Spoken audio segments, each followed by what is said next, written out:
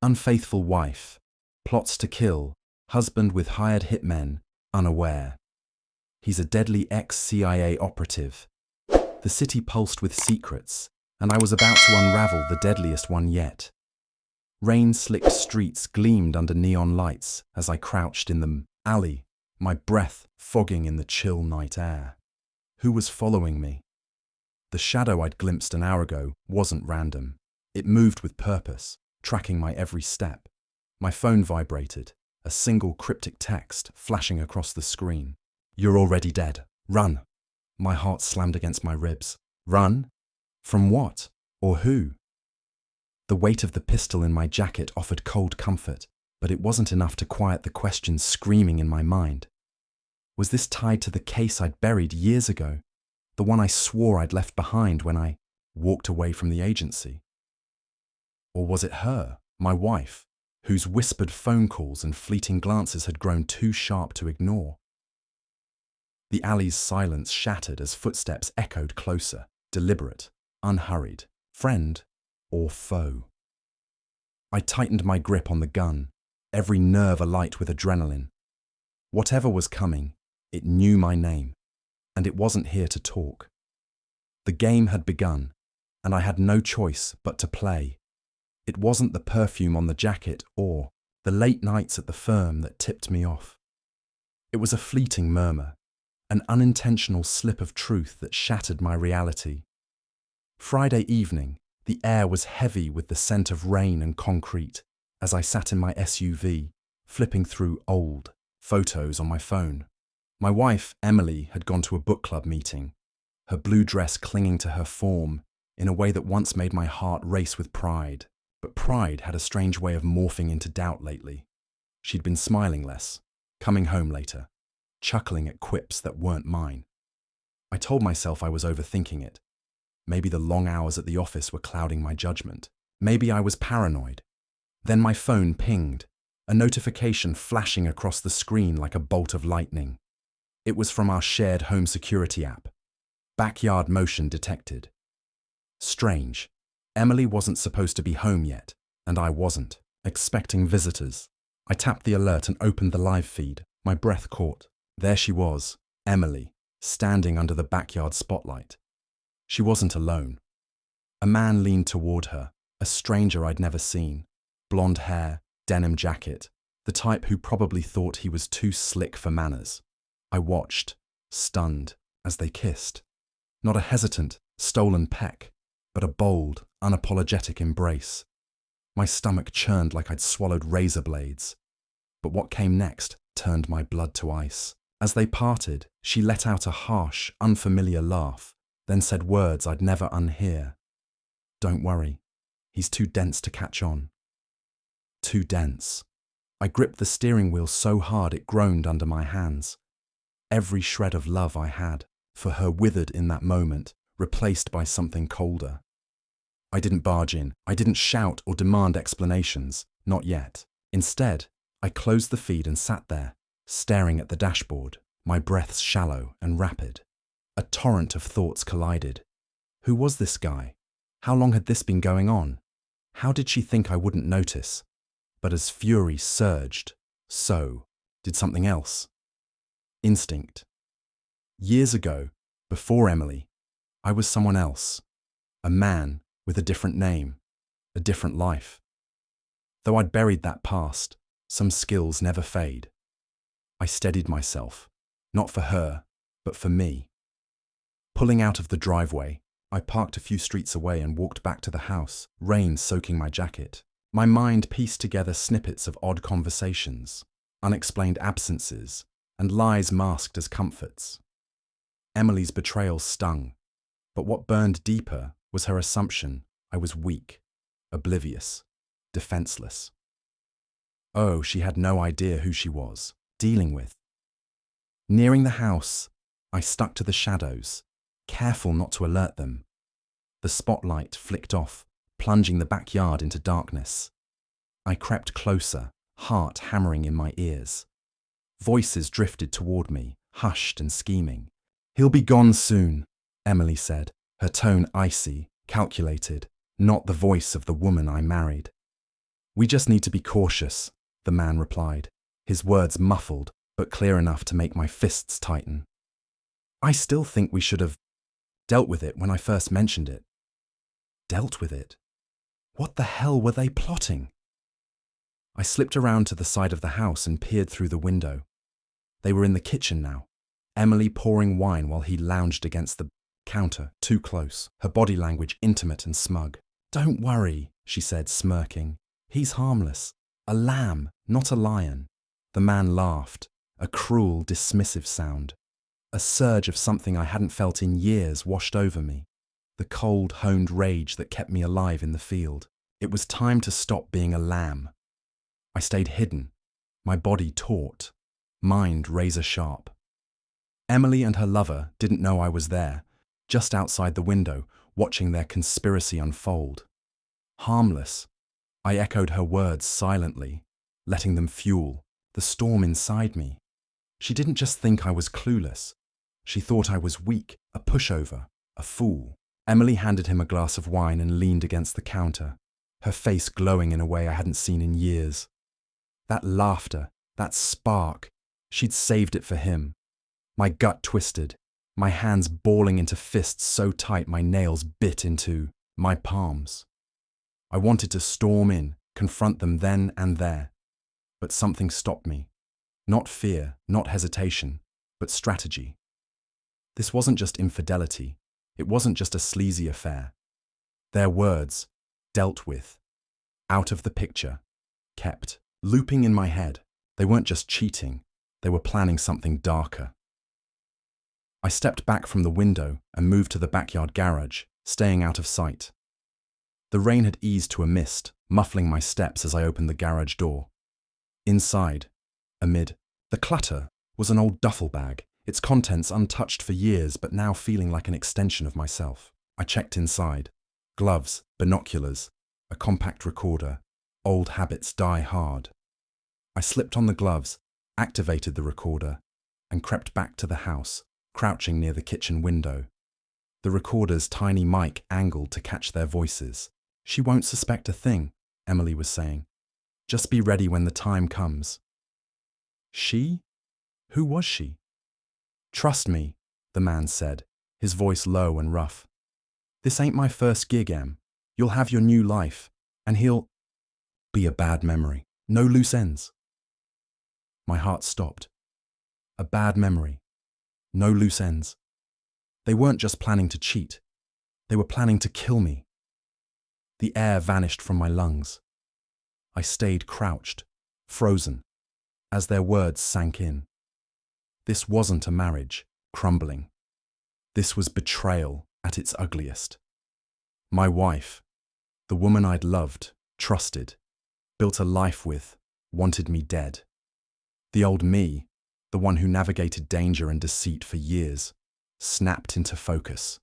The pain, the heartbreak, the gut-wrenching truth that my wife was a monster, it all had to wait. Right now, I had to survive. I slipped away from the house and back to my SUV, hands trembling as I slid into the driver's seat, but my mind already mapping the next steps.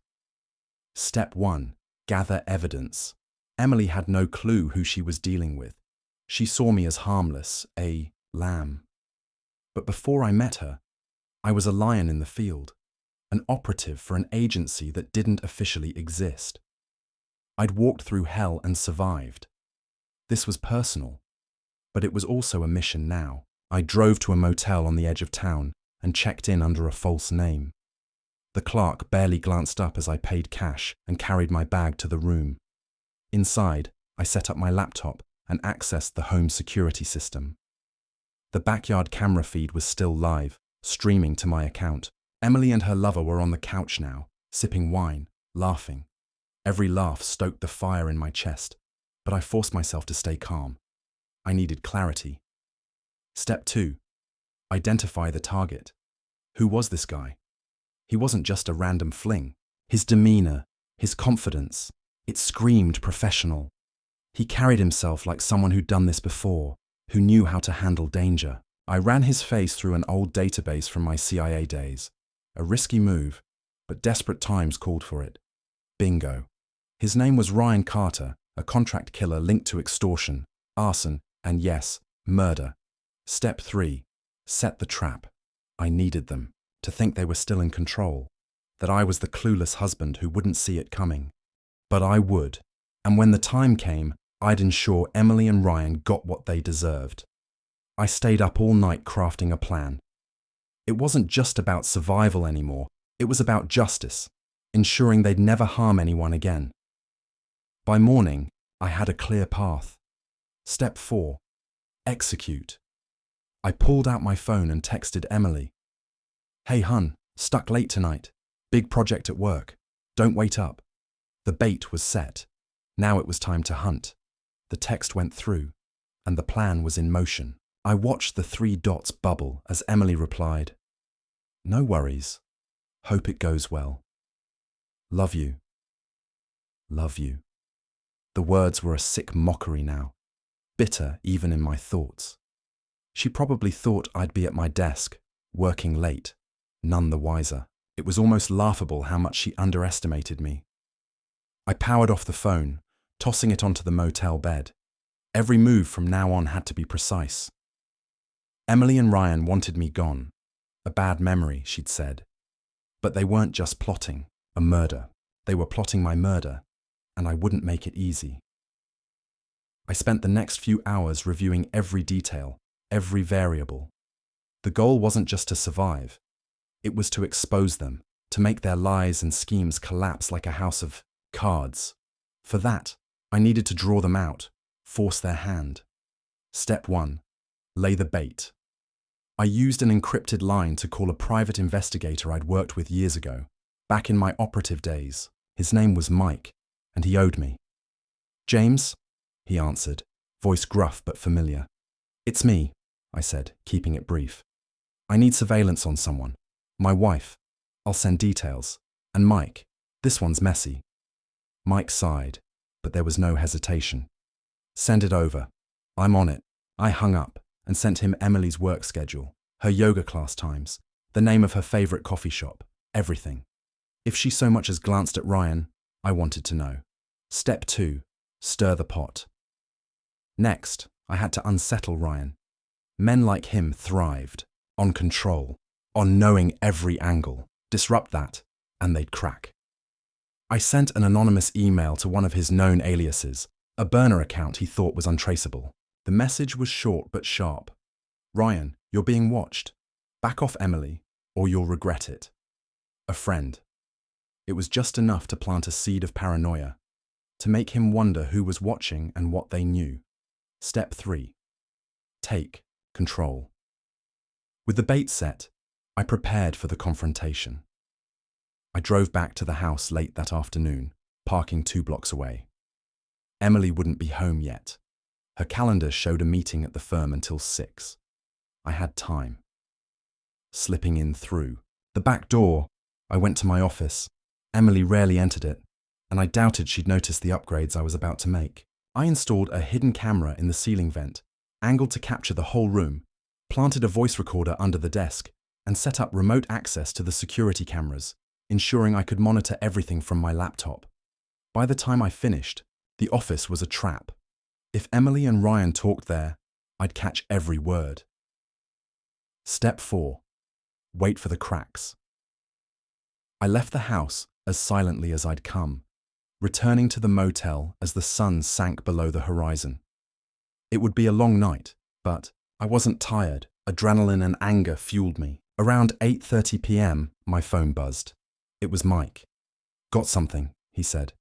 "Your wife left her meeting early. Guess who she's with?" My jaw tightened. "Ryan." "Bingo. They're at a diner downtown, cozy booth in the back. Very romantic." I gripped the phone, pulse racing. "Keep eyes on them. Don't lose them." "You got it." I hung up and opened the security camera feed. The house was empty for now, but I sensed that wouldn't last. If Emily and Ryan thought I was tied up at work, they might escalate their plotting. I didn't have to wait long.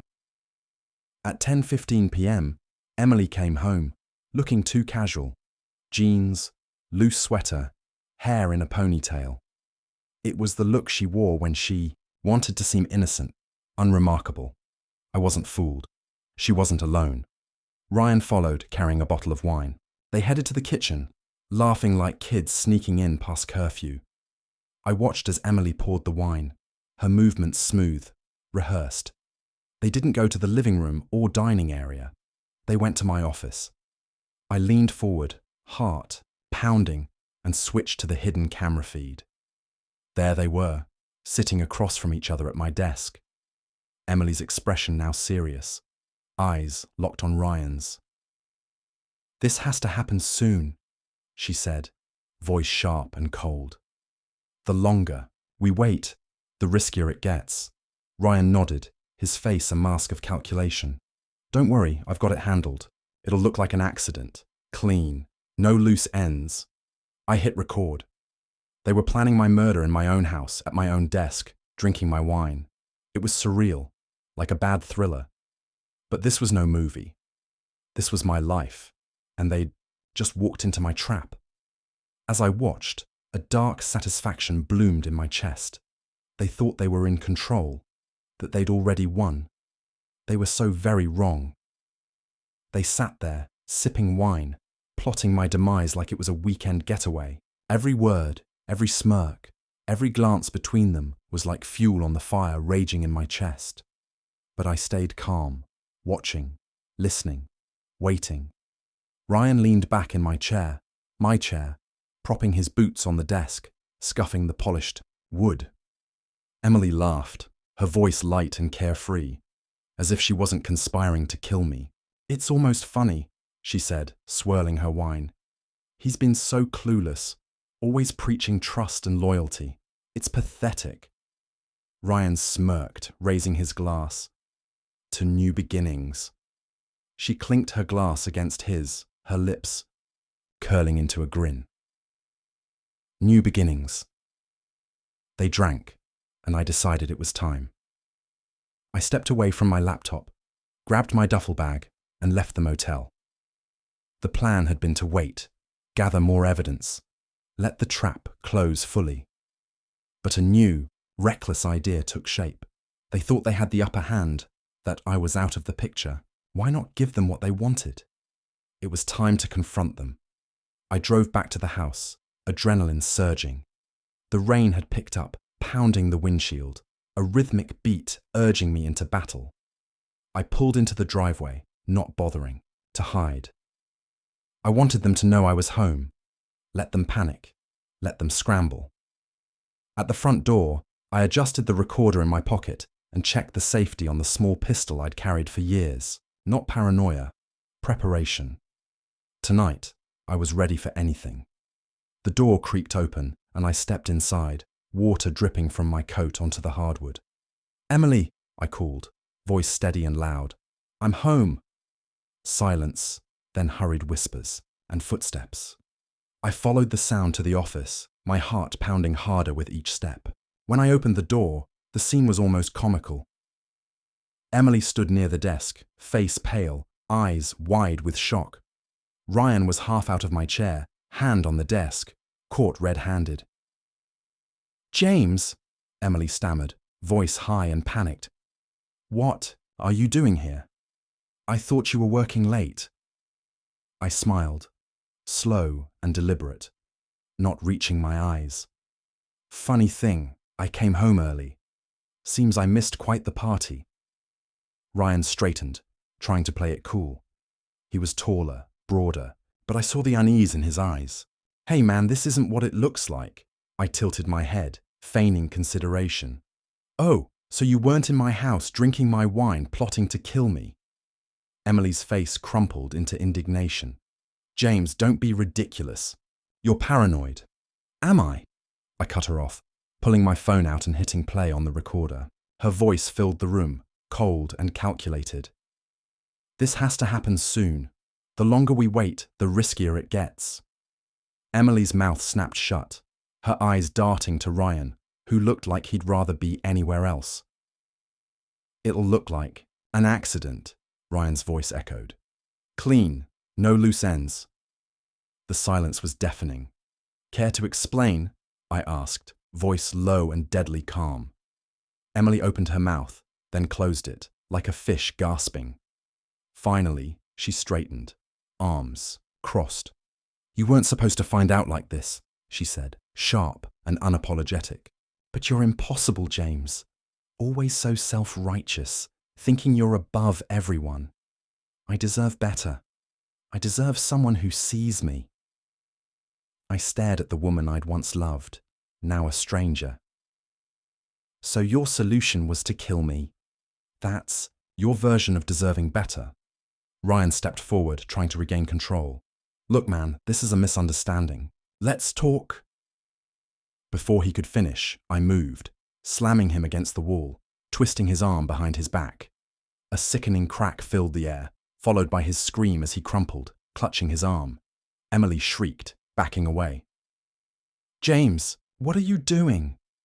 "What I should have done the moment I saw you with him," I said, voice cold as ice. Ryan groaned on the floor, face twisted in pain. "You're insane." I crouched, grabbing his collar. "No, Ryan, I'm just done playing nice." I turned to Emily, trembling, tears streaming down her face. "You wanted me gone?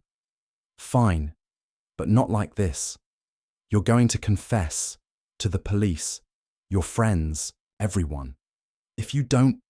I held up the phone, showing the live feed from the hidden camera. "I have everything, every word, every plan, every lie. If you don't cooperate, you'll both rot in prison." Her defiance shattered. "You don't understand," she started, but I cut her off. "Oh, I understand perfectly. I trusted you, loved you, and you betrayed me. Now you deal with the consequences." Emily sank to her knees, sobbing. Ryan groaned, too broken to fight. As I walked out of the room, my chest felt lighter than it had in weeks. The storm wasn't over, but I was in control, and they'd never see my next move coming. I left the office, footsteps heavy, echoing down the hall. My mind raced, already planning the next step. Emily and Ryan were still inside, likely scrambling to salvage what little they thought they had left. But this wasn't over.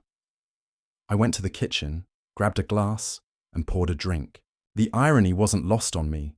Drinking my own wine in the house where my wife plotted my murder felt oddly poetic. I leaned against the counter, letting the bitter liquid burn my throat, and waited. Soon, Emily emerged from the office, her face a mess of tear-streaked makeup, twisted with anger, but no guilt, just defiance. "How dare you!" she hissed, voice trembling. "Breaking his arm, threatening us. You're out of control, James." I let out a cold laugh, setting the glass down. "Out of control? Emily, you were planning to murder me. You want to lecture me about control?" She folded her arms, trying to reclaim authority. "You have no idea what it's been like living with you, always watching, always judging. I felt trapped. Ryan gave me something you never could. Freedom, freedom," I repeated, raising an eyebrow. "Is that what you call it? Freedom to betray your husband? Freedom to hire a killer? That's not freedom, Emily. That's cowardice." Her jaw tightened, and for a moment, I thought she might lash out. Then her eyes flickered, a dark glint passing through. "You think you're so clever," she whispered, venomous. "But you're not untouchable, James. You can't control everything."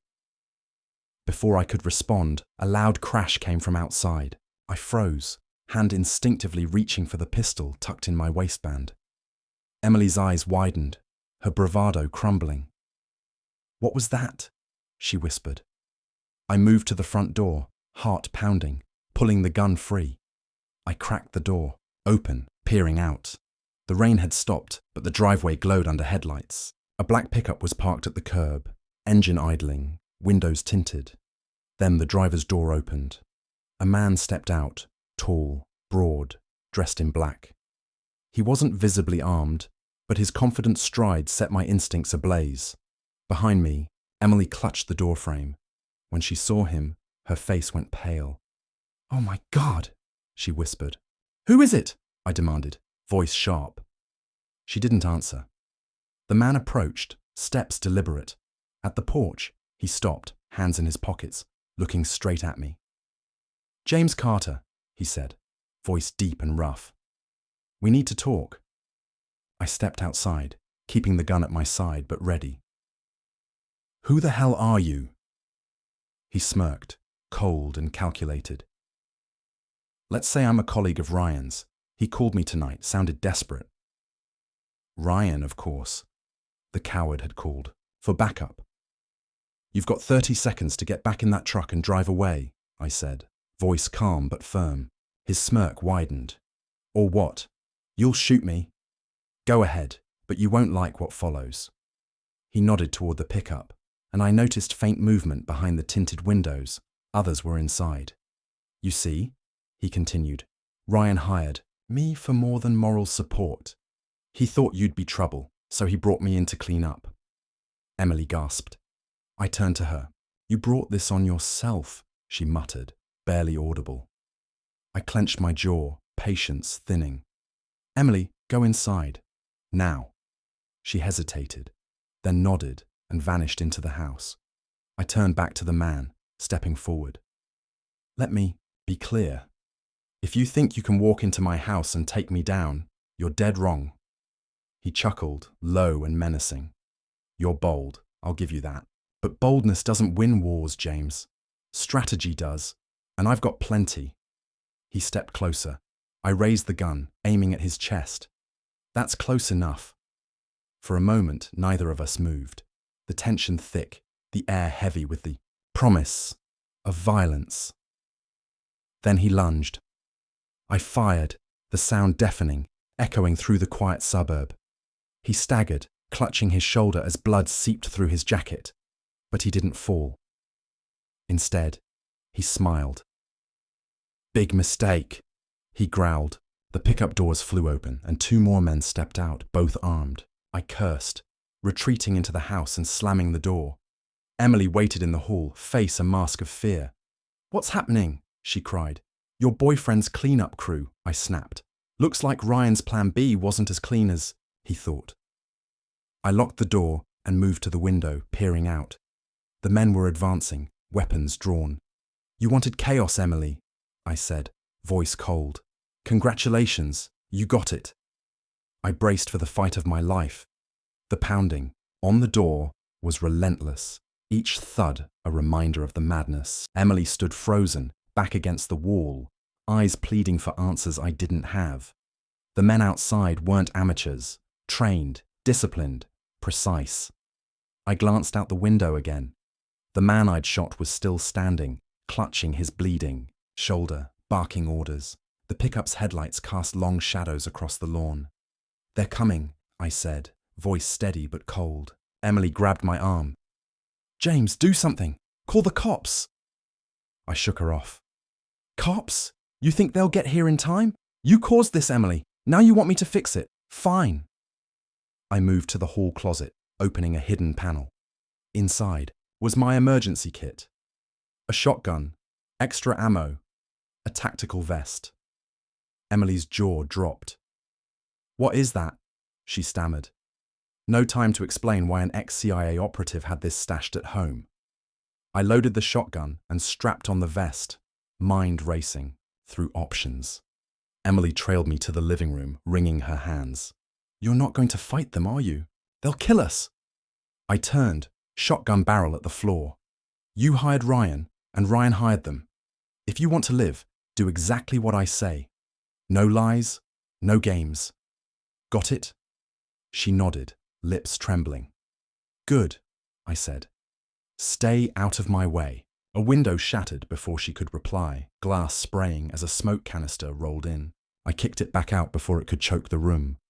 Shots rang out, bullets splintering the doorframe. I dropped, pulling Emily down. "Stay low," I hissed, crawling to the hall. "James," she cried, clutching my arm. "I can't do this." "You don't have a choice," I snapped, yanking free. "This isn't about you anymore. It's about survival." I set up defensive positions, the men outside spreading out to flank me. I heard their boots on the porch, their voices coordinating. Another window shattered, a rifle muzzle poking through. I fired, the shotgun roaring. The man screamed, falling back, his weapon clattering. The others returned fire, bullets tearing through walls and furniture. I ducked behind the kitchen counter, heart pounding, mind sharp. "James!" Emily screamed. "Stay down!" I shouted, reloading. I heard them closing in, boots crunching glass. They weren't retreating, they were doubling down. Then the leader stepped into view, hands up, face twisted in fury and resolve. "Enough!" he bellowed. "This doesn't have to be a slaughter, Carter." I kept the shotgun on him. Funny, coming from the guy storming my house. He smirked, blood glistening on his shoulder. "You've made your point. You're no pushover. But how long can you hold out? My men are ready to die." "Are you?" Emily whimpered behind me. I ignored her, eyes on the man. "What's your play? You try to kill me? Then what? Walk away? You don't think I've sent evidence to the authorities?"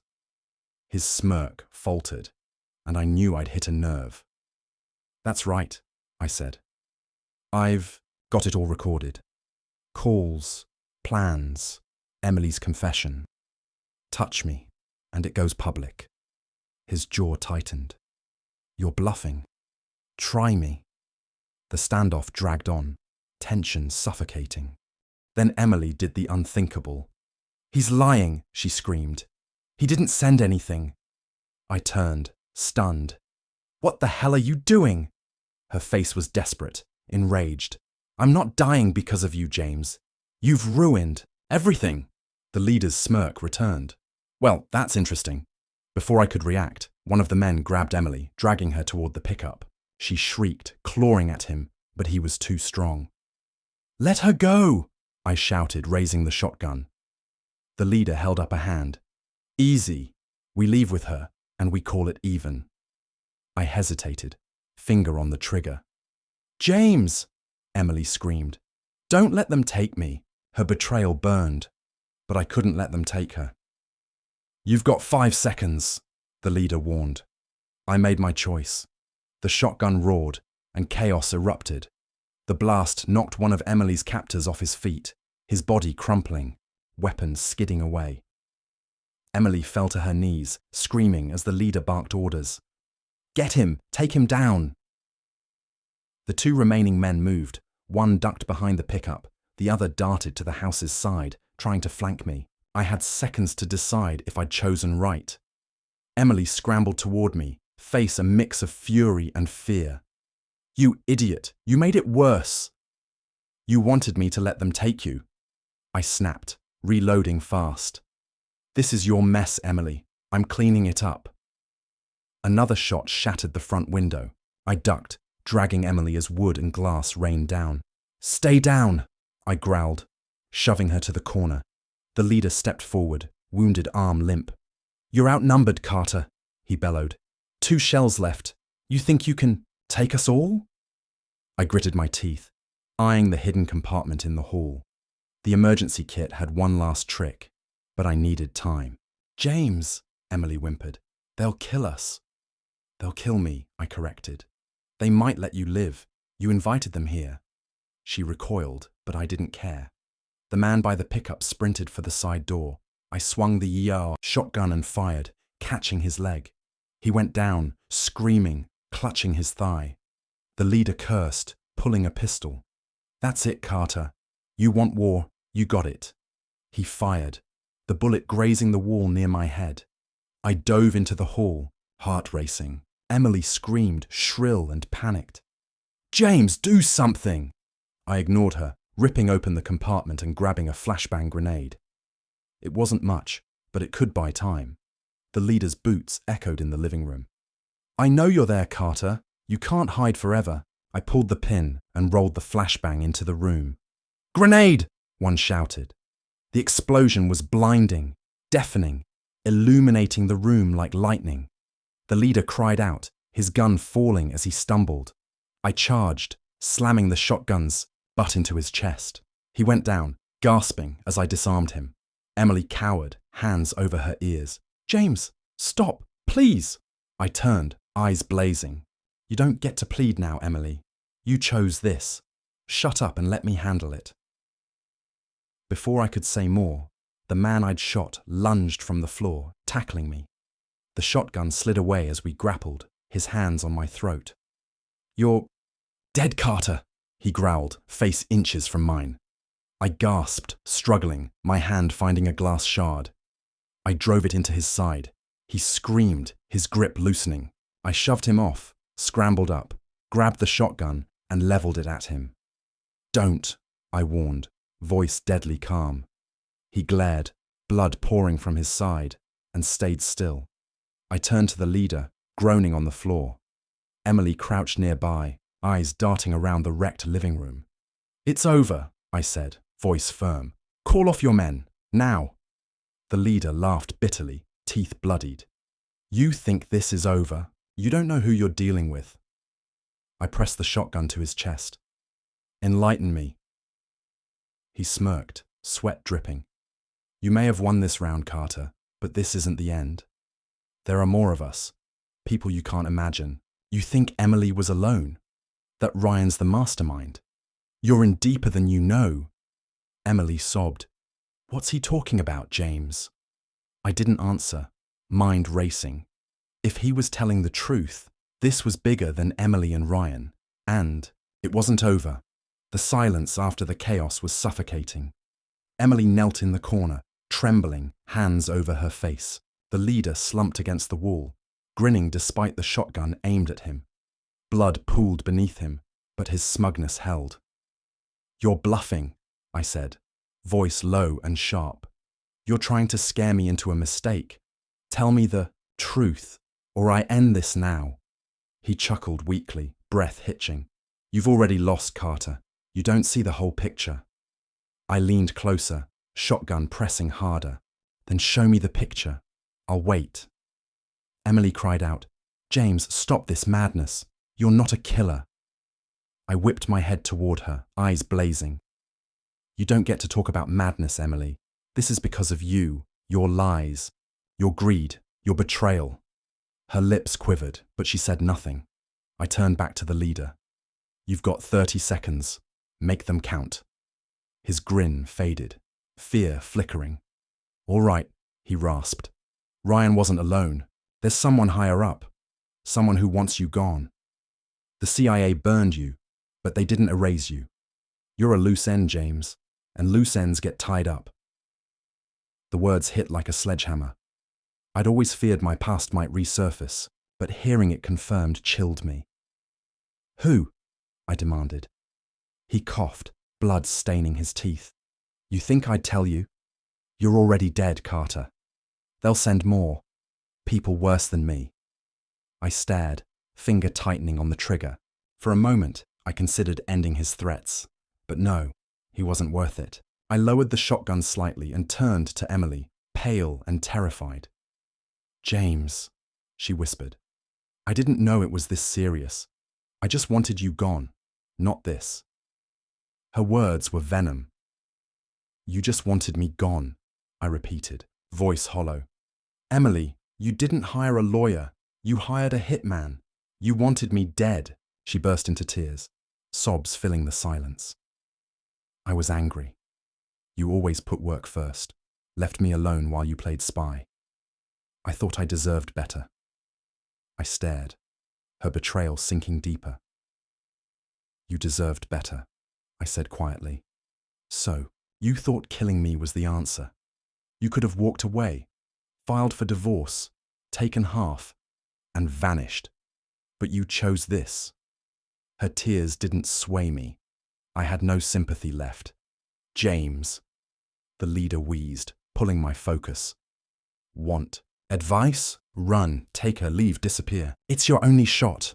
I towered over him. You think I'm running? You think I'm scared of you and whatever syndicate or agency you're with? I've faced worse and I'm still here. He coughed, eyes fluttering. Suit yourself. They'll come, and you'll wish you'd listened. I raised the shotgun but instead slammed its butt into his temple.